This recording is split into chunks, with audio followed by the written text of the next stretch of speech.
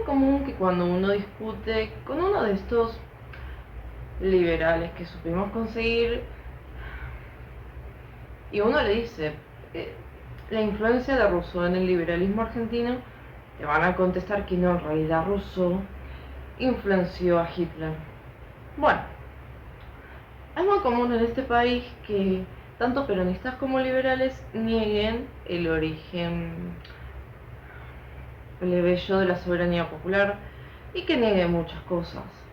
Y también es común que liberales y peronistas se hagan el juego diciendo que Inglaterra tuvo una gran influencia en nuestra independencia y meten el tema masonería, y a mí particularmente me parece un tanto errado. Por eso quería aprovechar que estos días estuve hablando de las líneas históricas y que todo lo malo viene de Francia, para darles mi humilde aporte acerca del tema y de la influencia que tuvieron las nefastas ideas revolucionarias en el Río de la Plata. Metternich decía que cada vez que Francia estornudaba, Europa se resfriaba. A mi manera de ver los hechos históricos, no podemos separar el Río de la Plata con lo que estaba ocurriendo en Europa. Y que incluso, en palabras del mismo Alberdi, la libertad, fraternidad e igualdad fueron lemas muy presentes en nuestra Revolución de Mayo. Subversivos desde el inicio, amantes de la voluntad popular, siempre esa ha sido nuestra esencia. No pasa ni por los partidos ni liberales ni peronistas, es nuestra manera de ser. Así surgimos y así nos desenvolvimos siempre. Por ejemplo, incluso si ustedes buscan cualquier PDF o PowerPoint medio pelo, incluso pro Revolución Francesa, ¿cuáles les van a decir que son las consecuencias, los logros revolucionarios de la Revolución Francesa? El surgimiento del nacionalismo, es decir, el desmembramiento de los imperios, quita de privilegios al clero, libertad individual, libertad de prensa y los derechos del hombre. Siempre incluso los hispanistas le dan como la pérfida Albión, bueno, como que la masonería inglesa tuvo mucho que ver con nuestra independencia, y es relativo. Primero porque los ingleses son un pueblo sin honor y astuto, y lo que más les importa siempre es comerciar y su interés. Y la manera de ellos de proceder en cuanto a política es muy conservadora. Odian las revoluciones. Incluso Inglaterra, en todos estos años que voy a describir, fue la que mejor sorteó y esquivó las sublevaciones. La masonería en Inglaterra se incrementa, ¿por qué? Porque estos amantes de las revoluciones y de libertad, para agregar algún preso, se reunían en clubs y formaron logias, pero fueron como neutralizadas allí. En Inglaterra realmente no hubo repercusión. La Revolución Francesa es que continuó luego. Fue un punto de inflexión para Europa, del cual nunca se pudo volver. Surgió el germen de la voluntad popular llevada al extremo, que socavaba las jerarquías en las instituciones, que estaba siempre encontrando un enemigo nuevo que tenga que ver con la autoridad. Y fíjense que nuestro Estado-Nación fue atravesando los mismos estadios que fueron produciéndose en Europa. Literalmente es casi instantáneo. Y aunque este video sea un poco largo, voy a intentar describirlo lo mejor posible. El germen del cuestionamiento, llevado a cabo, sí, por agitadores profesionales con alma democrática, que mediante la envidia y para sentirse menos miserables, querían que todos se sintieran miserables. Ejemplo, Rousseau. Pero para eso, para sus revoluciones, tenían que agitar y sublevar a los bajos fondos, si no, no se pueden llevar a cabo las revoluciones. Y empezaron a ocurrir cosas que a los jacobinos de acá les puede gustar, pero en Europa, en su momento, fueron un antes y un después, que mandaban algún funcionario a conciliar algo con otro imperio y lo linchaba la muchedumbre. Estaba esta constante cuestión de destruir un poco más, porque el liberalismo que surge en Francia es eso, es destruir cada vez un poco más todo aquello que podía representar respeto o orden y tradición.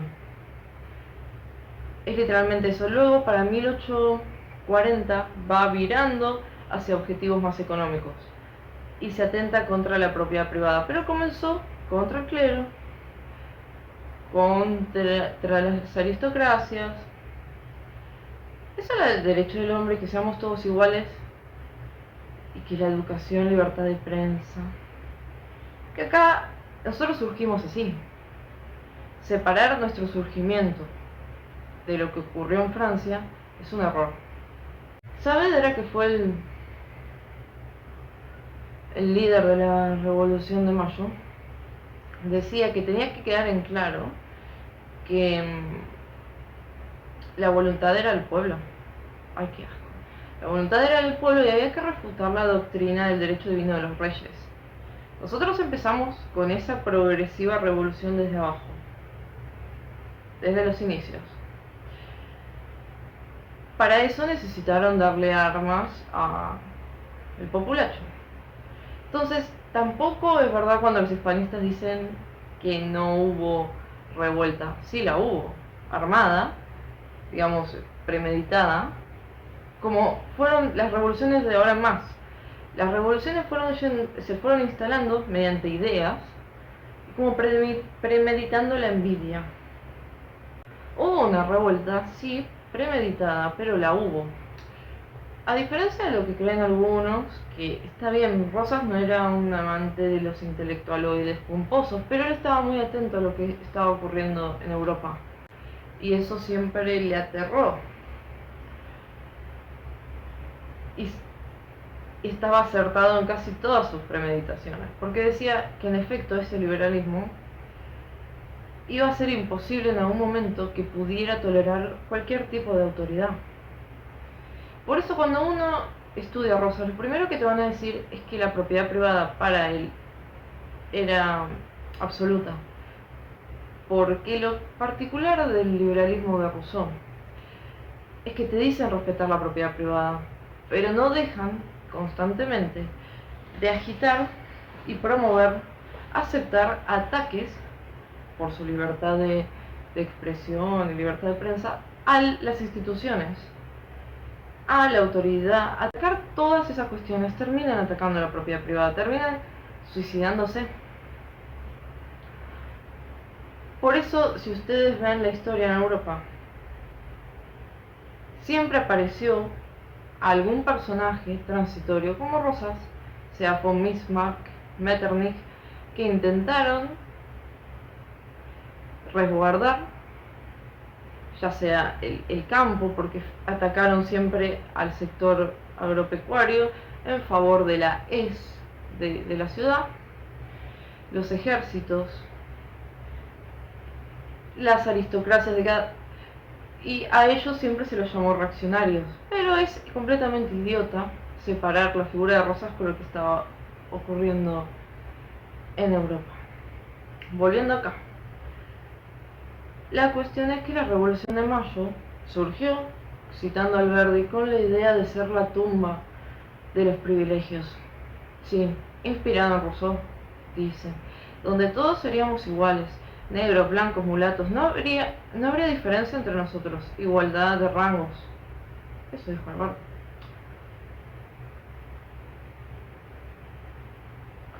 La cuestión es que a ellos no les molestó en sí una dictadura como la de Rosas. Les molestó que la dictadura no los haya dejado destruir del todo, como ocurrió en Europa.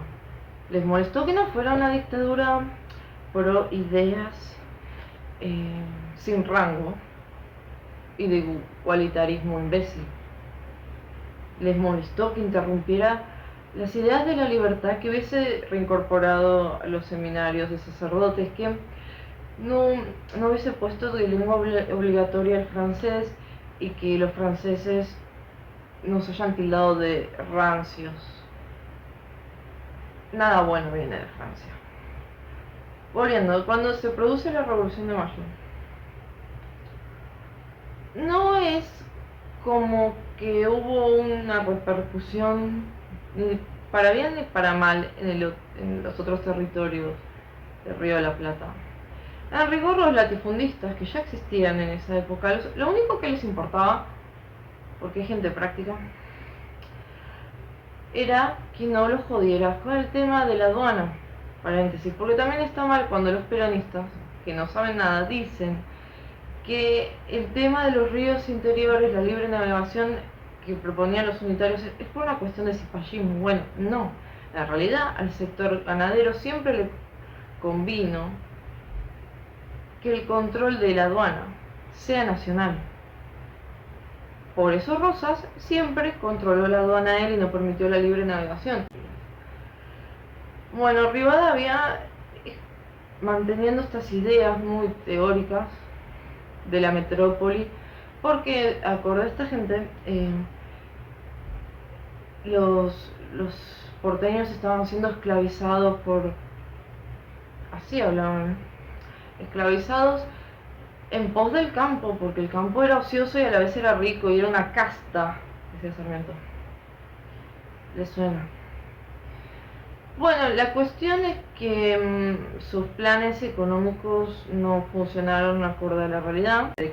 Los sueños de Rivadavia no se convirtieron en realidad por hacerse decretos. Y la matanza surgida, iniciada por las ideas de los unitarios que se empezaron a matar, derivó en la anarquía. Pero es una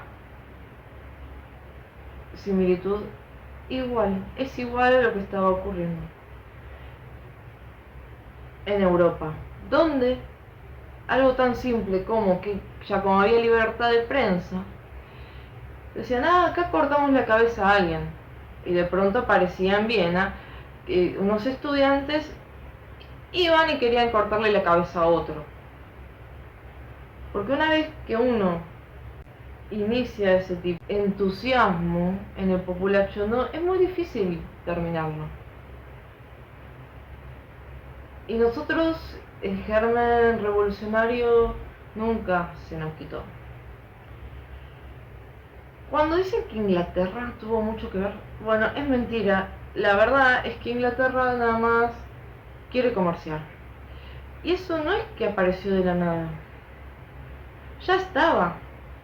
Con Rosas tuvieron un trato privilegiado porque les servía a ellos y nos servía a nosotros. Incluso el primer bloqueo francés, el diplomático, porque los ingleses tienen una diplomacia admirable, con lobby nos favorecía a nosotros, porque los franceses en rigor, además de sus ideas, querían tener el mismo trato, la misma influencia en el Río de la Plata que tenían los ingleses. Y bueno, no ocurrió.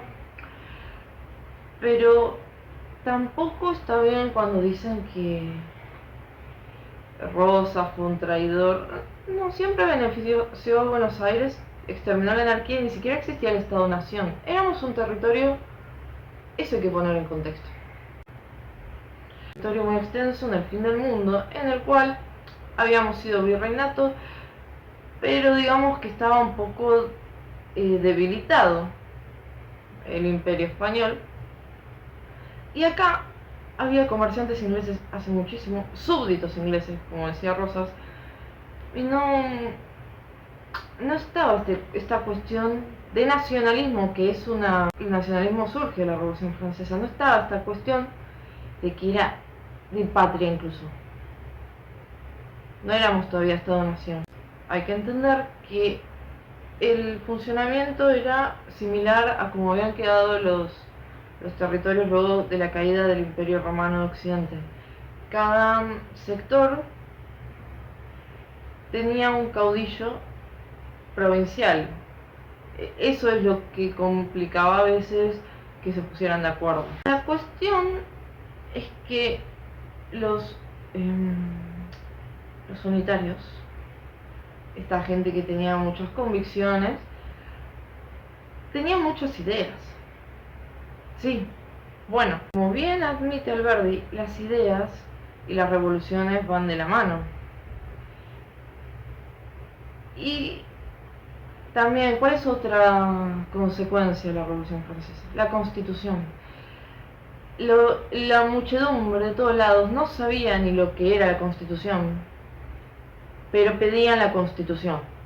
Entonces es como una constante, la Constitución. Bueno, negar lo del terror, sí, bueno, solamente podía aparecer un gobierno fuerte. A Rosas lo creó las circunstancias, no se puede entender de otra manera, pero el día de hoy es como difícil hablar de estos temas porque se ponen todos muy solemnes. Alberdi es, para mí, no sé incluso por qué los peronistas lo critican, porque Alberdi, contrafáctico, pero si hubiese nacido el siglo pasado, hubiese sido montonero probablemente, porque esta cosa que decía que desde 1810 usar la palabra plebe había quedado como de modé porque éramos todos iguales. En 1810 había sido la tumba de los privilegios y que como Rosas iba a decir que los libros eran para la élite y las herramientas para los trabajadores. Es algo muy peronista descamisado, en el fondo.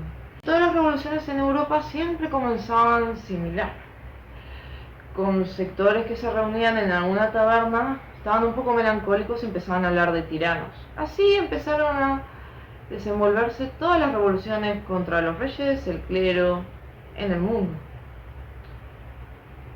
Es hora que admitan que ese pensamiento jacobino asqueroso es de ahí. Y que no le perdonaron a Rosas, no que fue una dictadura, sino que fue una dictadura que no quería lo de la educación laica y descuartizar curas y esas cosas. Incluso lo que le critica Alberdi de la educación. Se nota que Alberdi no entendió nunca a los ingleses, como muchos de los que se creen anglófilos, porque los ingleses no se cuestionan tanto las cosas. Fíjense que Alberdi, en sus bases para la Constitución, quiere hacer una alabanza a los ingleses y reflexiona por los ingleses, cuando los ingleses nunca hubiesen escrito bases para una Constitución porque no tienen ni Constitución. Y además ellos mantienen una cámara de lores donde sus miembros son miembros hereditarios, es decir, aristócratas, y tienen obispos de la iglesia anglicana. No va mucho con la idea de Alberdi de que el clero se eduque a ellos mismos y el clero es el atraso, porque el germen de todo lo que hicimos mal desde el inicio es esa cosa anti-jerarquía y anti-tradición, que te guste o no, mantiene el orden establecido. Y de revolución en revolución llegamos a la anarquía y a votar a un cosplayer que quiere destruir todo. Fíjense que en la época de Rosas había un personaje que decía que era terrible, pero terrible, terrible en serio, que tantas estancias estuvieran en las manos de las mismas 800 familias. ¿Quién dijo eso? Sarmiento. Guillermo Moreno sos vos. Hay que entender que probablemente todos repitan que les gusta o no les gusta Alberdi y eso para seguir sus líneas históricas, pero nadie sabe de qué hablan. En la época de Rosas, además de exterminar la anarquía, hicimos buenos negocios, la economía fue próspera, sí, para la situación primitiva en su momento, pero él tenía razón en la cuestión que seguía habiendo en Europa, y era que cada vez más se socavaba el poder y que el liberalismo iba a ser la desgracia para todos. Liberalismo entendiéndose por esa idea también que tenían acá de la democracia que querían acá, los unitarios de todos iguales y que vengan todos de afuera, y que porque esa cosa internacionalista de hablar de plebe del mundo comienza con el liberalismo. Es decir, el marxismo es liberalismo consecuente en cierta medida. Ese liberalismo que no es como el comercio inglés, ese liberalismo que promueve inevitablemente el ataque a la propiedad, el ataque a todo tipo de estructura, jerarquía. Es el suicidio mismo, y en el suicidio suelen aparecer personajes conservadores que tratan de mitigar o desviar, como fue von Metternich, Bismarck, Burke, desviar el suicidio colectivo, aunque a veces no se logra. También es gracioso cuando los liberales dicen que buscaban inmigración anglosajona, pero ya estaban. Con Rosas había súbditos ingleses que Anchorena le recriminaba a Rosas que porque los trataba bien a los gringos y porque incluso les había construido un templo anglicano, que si fuera por él lo descuartizaría y ataría caballos. No entiendo cuando piden lo de la inmigración. Y además es esas cosas que los liberales no saben si están escribiendo un poema o un decálogo político, no entendés la función. Uno lee a Alberdi o a Sarmiento y dice, pero ¿esto qué es? ¿Un romance? ¿Cuál es la finalidad de esto? Hay como un serio, pueden poner en contacto con la realidad. Cuando dice gobernar es poblar, pero es joda eso, o sea, entonces hay unas incoherencias en lo que pensaban que se llevó a la práctica. Luego de Caseros, que supuestamente para los liberales románticos ese fue el triunfo de la libertad, y no, es lo que estaba ocurriendo en Europa.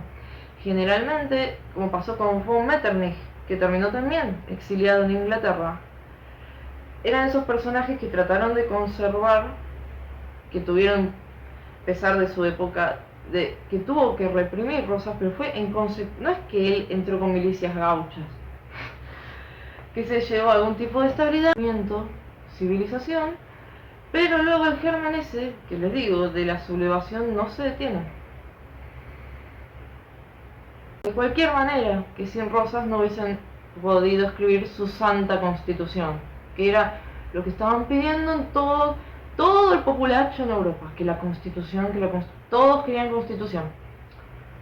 No son tan originales, Bueno, luego de Caseros, ¿qué ocurrió? De nuevo, sus pleitos, y que antes de Roca y la federalización de Buenos Aires, pasaron años de pleitos entre provincianos y Buenos Aires, hasta que finalmente Roca,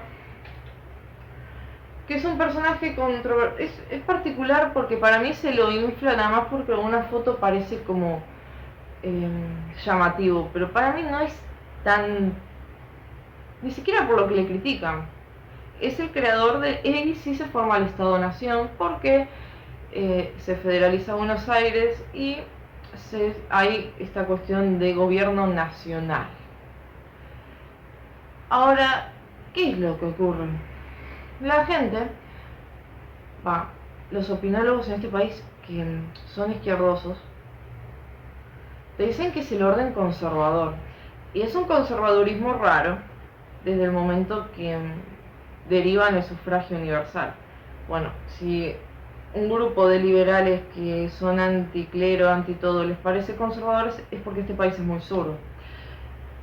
Por ejemplo, el tema de la unidad y una élite gobernante, yo lo celebro, pero es imposible mantener una élite gobernante cuando uno mismo contribuyó, atacó lo que les decía antes, promovió ataques a instituciones, porque el liberalismo subversivo surge así, ataque a instituciones, a jerarquías, a la prensa, se suicida.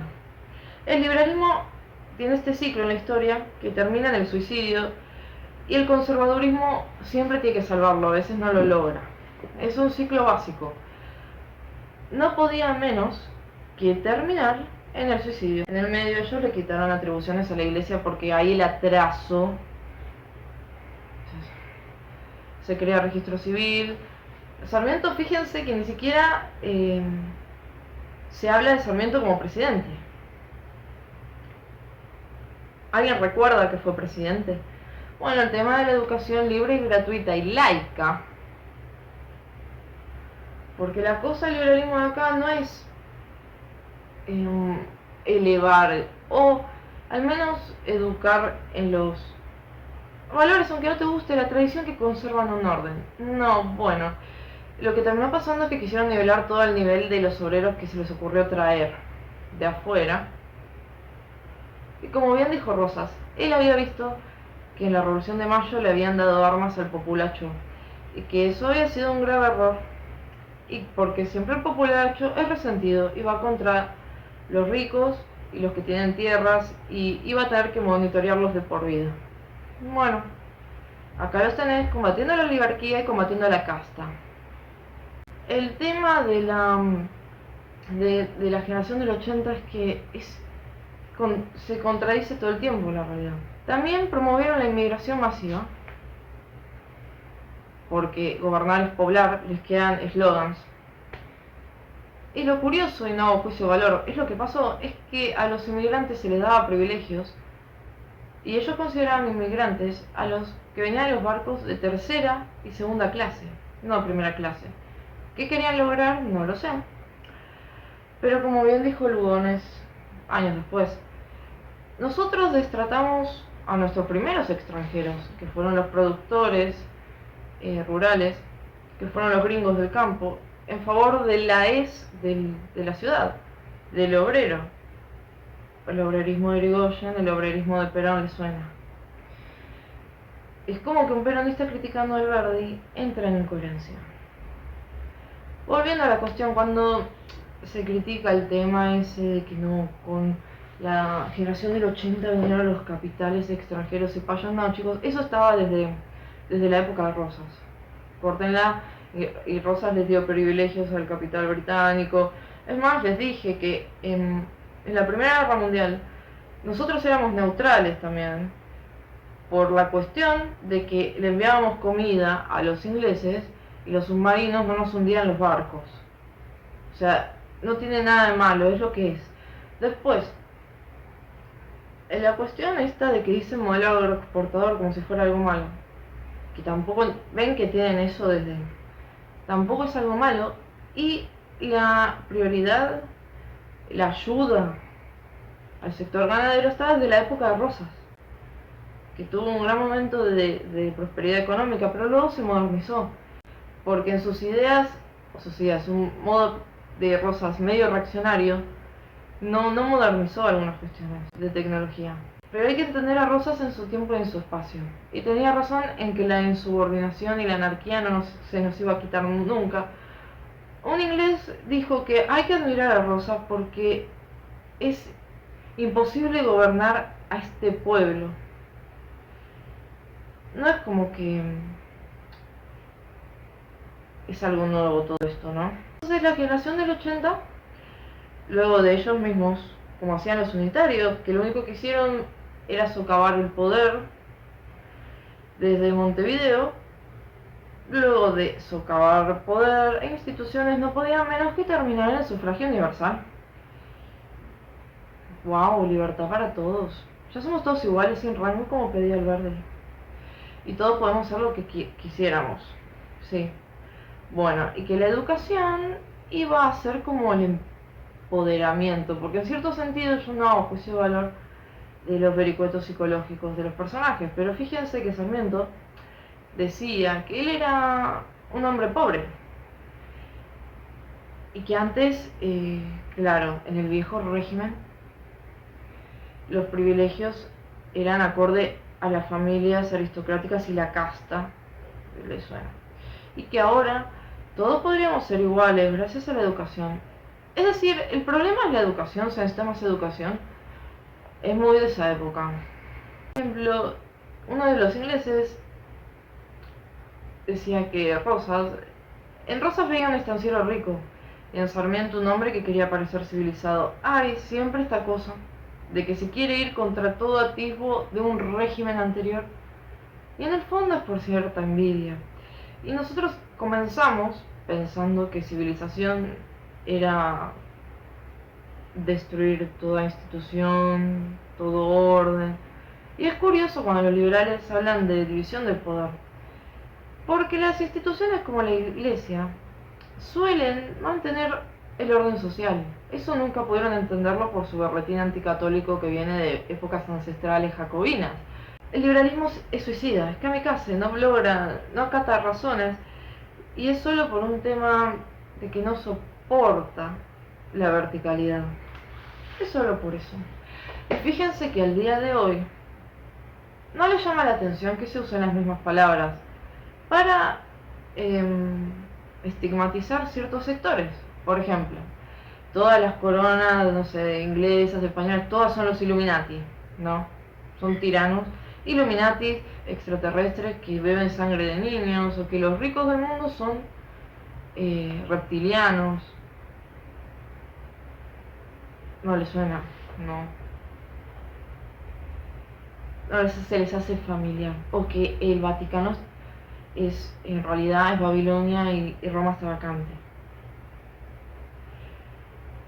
Bueno, entonces ahí los liberales que se autopercibían conservadores no tuvieron la mejor idea que jodernos por el sufragio universal, luego de darles libritos de revolución, revolución e igualdad a los mismos anarquistas que trajeron de Europa, porque sí, se llenó, como decía Lugones, de subversivos revoltosos que ponían bombas. Uriburu tuvo que fusilar a un par, o sea, Hermoso, todo, pues, gobernar es poblar, sí. Bueno.